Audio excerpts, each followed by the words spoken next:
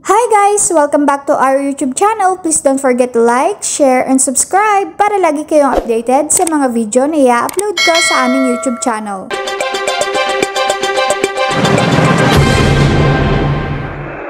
Sa ngayon, ang mga senior citizens ay tumatanggap na ng 1,000 pesos na social pension mula ngayon sa DSWD.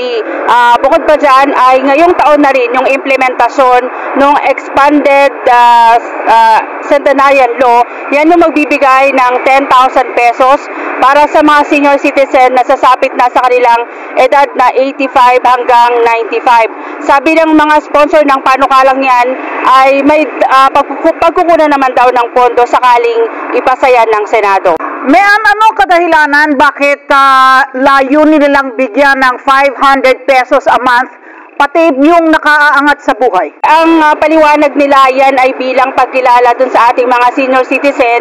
Hindi naman daw lahat ng binibigyan ng pensyon ay mga indigent. Kahit daw yung mga nasa middle class, naghihirap na rin ngayon dahil sa mahal na mga bilihin. Malaking bagay daw kung mabibigyan din sila ng pensyon ng gobyerno. Thanks for watching. Please don't forget to like, share, and subscribe.